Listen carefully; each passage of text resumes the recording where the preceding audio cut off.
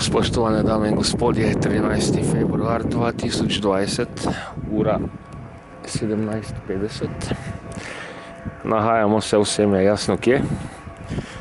In treba je spregovoriti nekaj besed, kratko in jedrnato.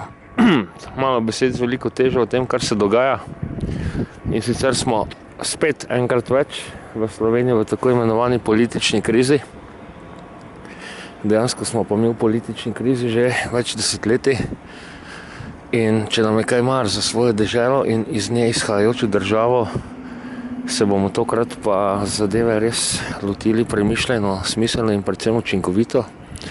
Kajti vedno in vedno znova volitve, kjer nastopajo isti akterji, ki so dokazano nesposobni, bo naš problem samo večalo in širilo.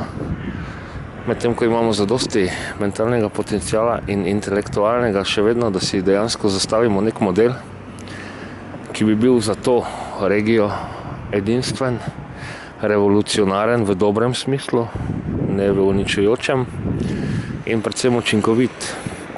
In če smo spet enkrat več prišli do tega, da ta brutalna delitev na leve in desne, sicer vsi vemo, da si, ko se kamere izklopijo, podajo roke in poslujejo med seboj, ampak okej.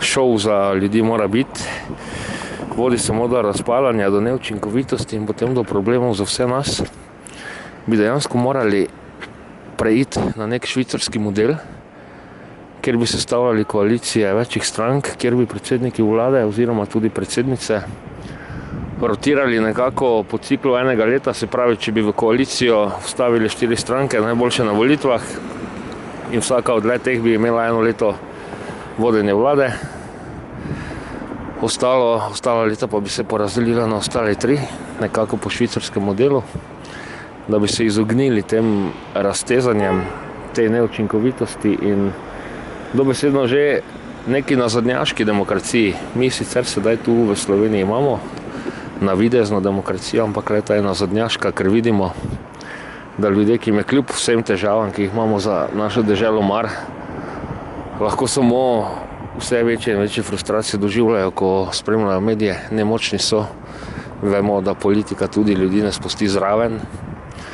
In kot rečeno, to se bo na neki točki končalo slabo, kajti zmotno operiranje na tem nivoju ne da rezultatov oziroma da rezultate, ki pa so škodljivi, in na neki točki se moramo naučiti, če se nekaj uničuje, bo potem na neki stopni uničeno, in ko je nekaj uničeno, je zaključeno. In če izgubimo popolnoma svojo suverenost, kamor smo na dobri poti, potem ne vem, kaj se še bo čez nekaj let dalo pametnega tu v tej čudoviti deželi in tudi državi, ki ima v svojem imenu angleško besedo ljubezen, pametnega oziroma koristnega početi, razen pač, da bo kultura elit in revežev.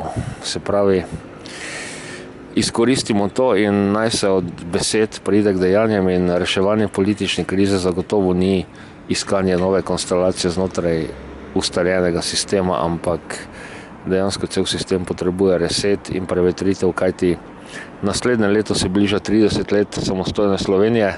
Še vedno je nekaj možnosti ostalo, da država spet zacveti, ampak je pa res, da je teh vsak dan manj, in več kot je malo umnosti, manj je teh možnosti.